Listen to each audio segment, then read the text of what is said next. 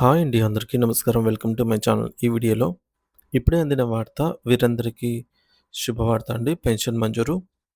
So, దీనికి సంబంధించినటువంటి పూర్తి వివరాలు ఈ వీడియోలో తెలుసుకుందాము.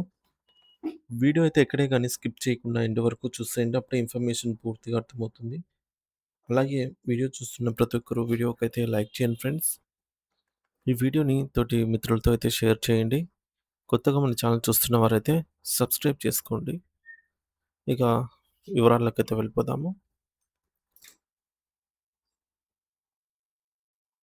భారతదేశంలోని ప్రతి పౌరుడికి ముఖ్యంగా ఎటువంటి ఆర్థిక అండదండలు లేని సామాన్యులకు వృద్ధాప్యంలో ఒక భరోసా కల్పించాలి అనే గొప్ప సంకల్పంతో కేంద్రం యూపీఎస్ అనే ఒక మెగా పథకాన్ని తీసుకురావాలనైతే అత్యంత ప్రతిష్టాత్మకంగా అయితే యోచిస్తోంది. మరి ఈ పథకం యొక్క ప్రధాన ఉద్దేశ్యం ఏమిటంటే ఒక వ్యక్తి తన జీవిత కాలంలో ప్రభుత్వం లేదా కార్పొరేట్ ఉద్యోగం చేయకపోయినా సరే వయసు మళ్ళిన తర్వాత ఎవరిపైన ఆధారపడకుండా గౌరవప్రదంగా జీవించాలనే ఉద్దేశ్యంతో నెల నెలా కొంత ఆర్థిక సహాయాన్ని అందించడమే ఈ పథకం యొక్క ఉద్దేశ్యం. అంటే సాధారణంగా పెన్షన్ ఉద్యోగం ఉన్నవారికి మాత్రమే పెన్షన్ ఉంటుంది అనే భావనను ఈ యొక్క పథకం తుడిచివేస్తుందండి. దేశంలోని అసంఘటిత రంగ కార్మికులు, వీధి వ్యాపారులు, పగలు రాత్రులు కష్టపడే గృహిణులు మరియు సొంతగా చిన్న చిన్న పనులతో జీవనం సాగించేటటువంటి స్వయం ఉపాధి వ్యక్తులందరికీ కూడా ఈ పెన్షన్ సౌకర్యం కల్పించాలి అనైతే కేంద్రం ఒక చారిత్రాత్మక నిర్ణయానికి వచ్చినట్లుగా తెలుస్తోంది. మరి అసలు ఈ పెన్షన్ అవసరం మన సమాజానికి ఎందుకు వచ్చింది అంటే, ప్రస్తుతం ఉన్న వ్యవస్థలో కేవలం ప్రభుత్వ మరియు వ్యవస్థీకృత ప్రైవేట్ రంగాల్లో పనిచేసే వారికి మాత్రమే పదవీ విరమణ తర్వాత ఆర్థిక భరోసా లభిస్తుంది.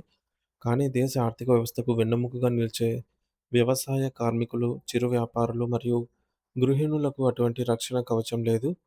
వయస్సు పెరిగే కొద్దీ శారీరక శక్తి తగ్గి పనులు చేసుకోలేని స్థితిలో లక్షలాది మంది వృద్ధులు కనీస అవసరాల కోసం కూడా ఇబ్బందులు ఎదుర్కోవాల్సిన వస్తుందన్నమాట.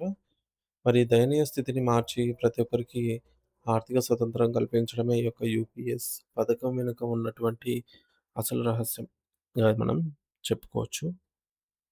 మరి ఈ బృహత్తర పథకం యొక్క లక్ష్యం మరియు దానిని అమలు చేసే విధానం గురించి పరిశీలించినట్లయితే ఎంప్లాయీ ప్రొవిడెంట్ ఫండ్ ఈపీఎఫ్ఓ ఈ పథకానికి సంబంధించి పూర్తి స్థాయి విధి విధానాలపై ఇప్పటికే కసరత్తు ప్రారంభించిందనమాట.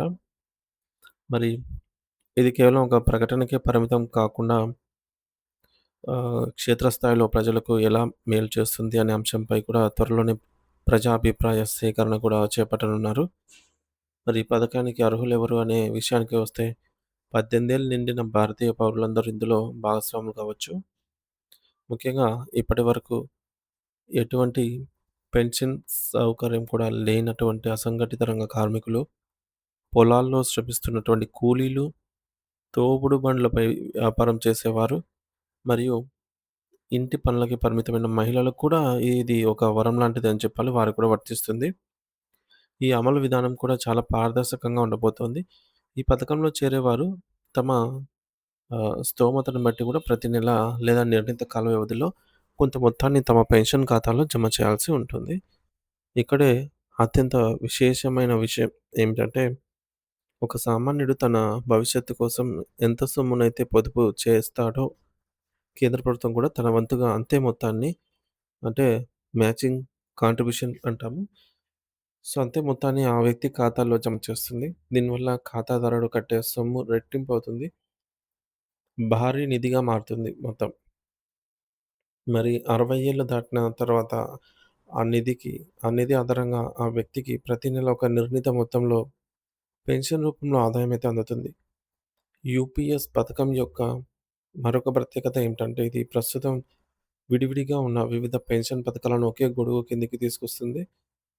గతంలో ప్రభుత్వం చిరు వ్యాపారుల కోసం national pension scheme for traders మరియు కార్మికుల కోసం ప్రధాన్ మంత్రి శ్రమయోగి వందన్ యోజన, సో పీఎంఎస్వైఎం వంటి పథకాలను ప్రవేశపెట్టింది. అయితే ఈ విభిన్న పథకాల వల్ల ప్రజల్లో కొంత గందరగోళం నెలకొంది. అందుకే వీటన్నిటిని విలీనం చేసి యూనివర్సల్ పెన్షన్ స్కీమ్ పేరిట ఒకే రకమైన నిబంధనలతో అమలు చేయాలనైతే కేంద్రం భావిస్తోంది.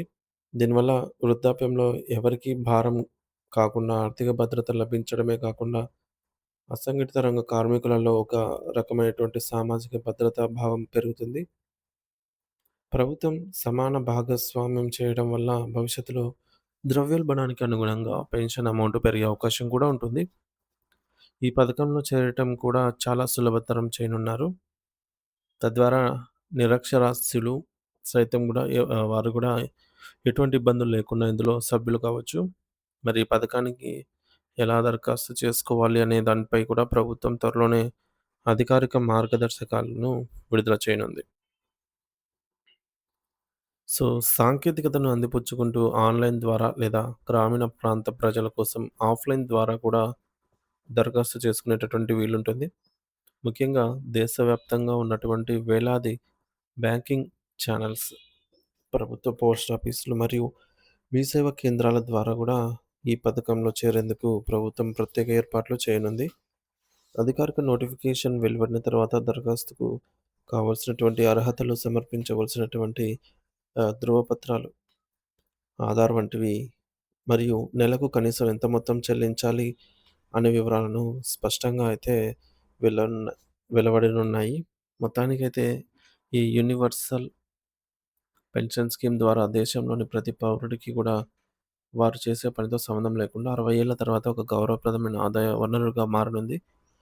ఇది కేవలం ఒక ఆర్థిక పథకం మాత్రమే కాదు. దేశంలోని ప్రతి పౌరుడికి భవిష్యత్తును సురక్షితం చేసే ఒక సామాజిక విప్లవంగా చెప్పవచ్చు. ప్రభుత్వం నుండి అధికారిక ప్రకటన వెలువడిన వెంటనే ప్రతి ఒక్కరు ఈ అవకాశాన్ని సద్వినియోగం చేసుకొని తమ ఆహ్, వృద్ధాప్యానికి ఊతకర్రలాగా అయితే ఇప్పుడే సిద్ధం చేసుకోవడం ఉత్తమం.